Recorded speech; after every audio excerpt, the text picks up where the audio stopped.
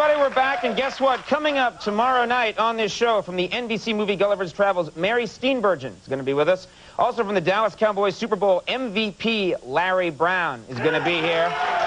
And author Pete Hamill, so check out that show. It's a good one. All right, folks, I'll be talking to Senator Bill Bradley in just a few minutes, but first, it's time to turn things over to my sidekick, Andy Richter, for another installment of Andy's Book Nook. Andy? Thanks, Conan.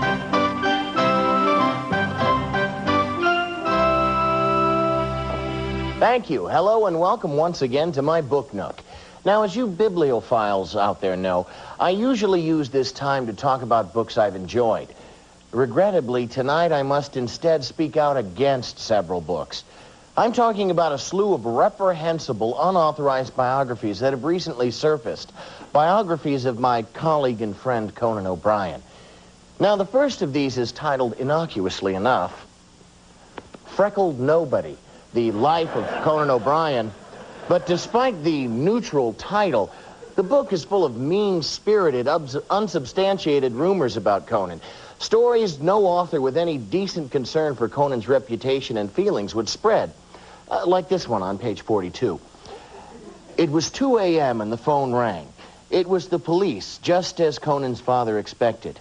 Young Conan had once again been caught peeping into the windows of the old folks' home, stealing glimpses of the elderly women changing into their nighties. Luckily, Mr. O'Brien's pockets were deep enough to bail his son out and to keep the scandal out of the papers. I mean, it's ridiculous. Conan's father is a doctor. It's Dr. O'Brien, not Mr. O'Brien. I've never seen such blatant disregard for the facts. Thanks a lot for defending me, Andy. Well, I mean, I'm not going to let him drag your name through the mud. Okay, now, people should ignore this book and ignore the other irresponsible biographies of you, like the one called The Man Who Would Be Queen. Now, I've loaned my copy of that book out, so I can't quote from it directly. But the sad thing is that once people hear the sentence, Conan O'Brien is a transsexual, it'll always be there in the back of their minds whether it's true or not, you know? Thank you.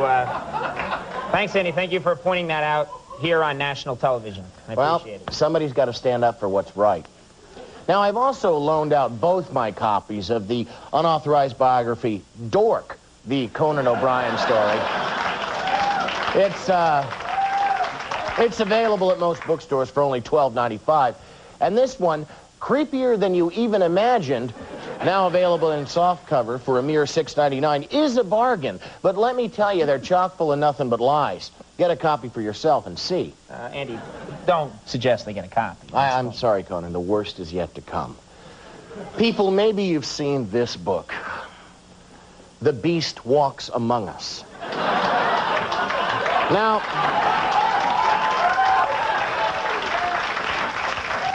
thankfully, this piece of trash hasn't gotten much publicity, which is good because, well, can we get a closer shot of the photo here, Liz? Thanks. You know, there's stories in here that are so defamatory and ridiculous, they don't even bear mentioning. Like this one on page 212. O'Brien danced around the bonfire in a naked frenzy, hot goat entrails still spilling from his mouth, as he called upon his lord and master Beelzebub to appear.